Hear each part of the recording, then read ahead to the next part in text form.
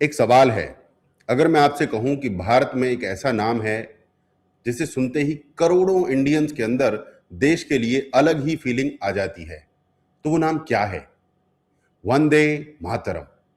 लेकिन क्या आपको पता है कि वंदे मातरम की कहानी कहां से शुरू हुई? इसे किसने लिखा?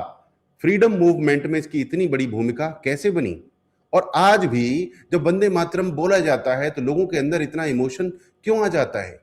आज इसी की पूरी कहानी बहुत आसान भाषा में समझते हैं। नमस्कार, मैं हूं सुनील चौधरी, और अगर आपको भारत, इतिहास और आज के इंडिया से जुड़ी ऐसी बातें आसान भाषा में समझना पसंद है तो हमें सब्सक्राइब करें, फॉलो करें, लाइक करें। एक छोटी सी बात, अगर आपको अपना सुपर सक्सेसफुल डिजिटल बिजनेस बनाना है, अपने फनल्स बनाने हैं, अपने लिए सही निश क्लैरिटी चाहिए और एक पावरफुल कम्युनिटी का हिस्सा बनकर पूरा सपोर्ट और हैंड होल्डिंग चाहिए, तो आप मुझे व्हाट्सएप कीजिए। आपको सिर्फ इंफॉर्मेशन नहीं, स्टेप बाय स्टेप सपोर्ट मिलेगा। अब आते हैं असली कहानी पर। वंदे मातरम आखिर है क्या? देखिए, हमने बचपन से एक शब्द सुना है, वंदे मातरम।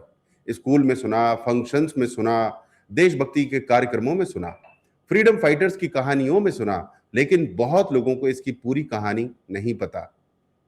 वंदे मातरम की रचना बंकिम चंद्र चट्टोपाध्याय ने की थी। इसकी रचना 19वीं सदी में हुई और 7 नवंबर 1875 को इसका पहला प्रकाशन हुआ। बाद में इसे उनके प्रसिद्ध उपन्यास आनंद मठ में भी शामिल किया गया और यहीं से शुरू हुई एक ऐसी यात्रा जिसने आगे चलकर इसे भारत के फ्रीडम मूवमेंट की एक बड़ी आवाज बना दिया। सोचिए, उस समय इंटरनेट नहीं था, मोबाइल्स नहीं थे, सोशल मीडिया नहीं था, यूट्यूब नहीं था। आज तो एक आदमी घर बैठे वीडियो बनाता है और 5 मिनट में दुनिया भर में मैसेज भेज देता है। उस समय ऐसा कुछ नहीं था, फिर भी एक गीत लोगों के बीच फैल गया। क्यों?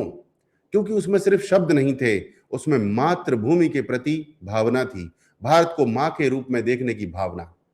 और यही चीज लोगों के दिल में बैठ गई। वंदे मातरम और फ्रीडम मूवमेंट 1896 में कलकत्ता में इंडियन नेशनल कांग्रेस के सेशन में रविंद्रनाथ टैगोर ने वंदे मातरम गाया। इसके बाद इसका कनेक्शन नेशनल मूवमेंट से और मजबूत होता गया। 1905 में बंगाल पार्टीशन के विरोध के दौरान भी वंदे मातरम लोगों के बीच एक पावरफुल एक्सप्रेशन बन गया। लोग इसे बोलते थे, गाते थे और अपने अंदर हिम्मत महसूस करते थे। यानी ये सिर्फ एक गीत नहीं रहा, धीरे धीरे ये राष्ट्रीय जागरण की आवाज बन गया। और यही किसी भी विचार की सबसे बड़ी ताकत होती है, जब कोई बात कागज से निकलकर लोगों के दिल तक पहुंच जाए। अब जरा उस समय के भारत को समझिए। आज हम आजाद भारत में रहते हैं, अपनी बात बोल सकते हैं, अपना बिजनेस कर सकते हैं, अपनी दुकान चला सकते हैं, अपनी कंपनी बना सकते हैं, अपनी पसंद का करियर चुन सकते हैं, अपने बच्चों को अपनी पसंद की एजुकेशन दे सकते हैं, और सबसे बड़ी बात, हम अपने देश के बारे में खुलकर बात कर सकते हैं। लेकिन एक समय ऐसा था जब भारत अपने फैसले खुद नहीं लेता था। लोगों के पास आज जैसी फ्रीडम नहीं थी, और उस समय देश को आजाद कराने की लड़ाई सिर्फ मैदान में नहीं लड़ी जा रही थी, लड़ाई लोगों के मन के अंदर भी चल रही थी। और वंदे मातरम जैसे शब्द उस मन की ताकत बन रहे थे। यही कारण है कि वंदे मातरम आज भी इतना पावरफुल है। आपने नोटिस किया होगा, कुछ शब्द सिर्फ शब्द नहीं होते। जैसे माँ, माँ बोलते ही इमोशन आ जाता है। घर, घर बोलते ही एक फीलिंग आ जाती है। और जब कोई कहता है वंदे मातरम, तो भारत की मिट्टी, भारत की संस्कृति, भारत की आजादी और हमारे फ्रीडम फाइटर्स सब एक साथ याद आने लगते हैं। यही इसकी असली ताकत है। और 150 साल की कहानी क्यों इंपॉर्टेंट है? वंदे मातरम की ओरिजिनल पब्लिकेशन को 150 साल पूरे होने के अवसर पर भारत सरकार ने 7 नवंबर 2025 से 7 नवंबर 2026 तक नेशन वाइड कमेमोरेशन शुरू की है। इसके पूरे कार्यक्रम का उद्देश्य सिर्फ एनिवर्सरी मनाना नहीं है।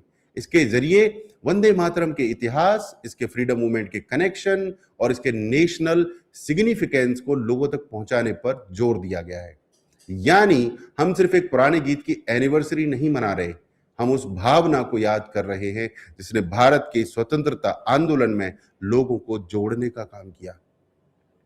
लेकिन एक सवाल पूछता हूं, इंपॉर्टेंट, हम वंदे मातरम बोलते तो बहुत हैं, लेकिन क्या हम इसका मतलब भी समझते हैं? देशभक्ति क्या है? सिर्फ सोशल मीडिया पर तिरंगा लगाने का नाम है? सिर्फ प्रोफाइल पिक्चर बदलने का नाम है? सिर्फ एक दिन पैट्रियोटिक वीडियो देखने का नाम है? नहीं, देशभक्ति उससे बड़ी चीज है। देशभक्ति रोज के काम में दिखती है। आप अपना काम ईमानदारी से करते हैं, ये देशभक्ति है। आप किसी को धोखा नहीं देते, ये देशभक्ति है। आप अपने बच्चों को देश का इतिहास बताते हैं, ये देशभक्ति है।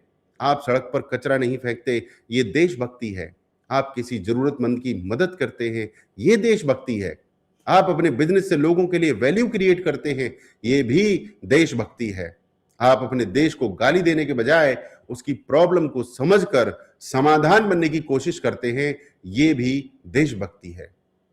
क्योंकि भाई, देश सिर्फ नक्शे पर बनी जमीन का नाम नहीं है।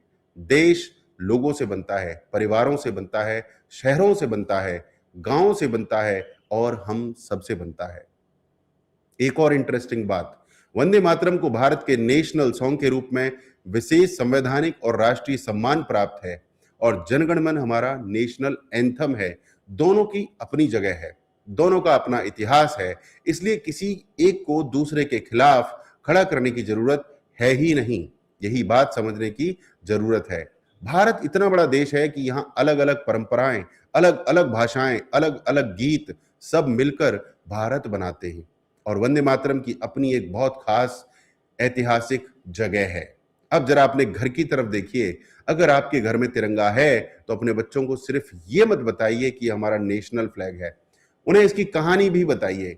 बताइए कि आजादी कितनी मुश्किल से मिली, बताइए कि फ्रीडम फाइटर्स ने क्या क्या सहा, बताइए कि वंदे मातरम जैसे शब्द लोगों के अंदर कैसे हिम्मत पैदा करते थे। क्योंकि जिस बच्चे को अपने देश की कहानी पता होगी, उसके अंदर देश के लिए रिस्पेक्ट अपने आप आ जाएगा। और यही असली काम है। हम सिर्फ सेलिब्रेशन करने वाली जनरेशन ना बने, हम नेशन बिल्डिंग वाली जनरेशन बने। तिरंगा लगाइए, वंदे मातरम बोलिए, भारत का इतिहास पढ़िए, अपने बच्चों को बताइए और फिर अपने काम में अपना बेस्ट दीजिए। क्योंकि देश को सिर्फ नारे लगाने वाले लोग नहीं चाहिए, देश को चाहिए काम करने वाले लोग, entrepreneurs, teachers, scientists, doctors, soldiers, farmers, creators और ऐसे लोग जो जहां हैं वहीं से भारत को थोड़ा बेहतर बनाने की कोशिश करें। तो अगली बार जब आप वंदे मातरम बोलें, बस एक बार रुकिएगा और सोचिएगा, ये शब्द सिर्फ दो शब्द नहीं हैं, इनके पीछे 150 साल से ज्यादा की एक लंबी कहानी है। एक ऐसा दौर जब भारत गुलाम था, एक ऐसा मूवमेंट जिसमें लाखों लोगों ने अपनी भूमिका निभाई और एक ऐसी भावना जिसने लोगों को अपनी मातृभूमि से जोड़ने का काम किया। इसलिए वंदे मातरम को सिर्फ बोलिए मत, समझिए, इसके इतिहास को जानिए और अपने बच्चों तक पहुंचाइए। अगर आपको लगता है कि भारत की ऐसी कहानियां हर इंडियन को पता होनी चाहिए, तो इस वीडियो को सिर्फ लाइक करके मत छोड़िए। एक ऐसे व्यक्ति को शेयर कीजिए जिसे वंदे मातरम की पूरी कहानी शायद नहीं पता, और कमेंट में सिर्फ एक बार लिखिए वंदे मातरम। मैं हूं सुनील चौधरी, मिलते हैं अगले वीडियो में भारत की एक और ऐसी कहानी के साथ जिसे जानना हमारे लिए जरूरी है। जय हिंद, जय भारत, जय सनातन, वंदे मातरम, भारत माता की जय।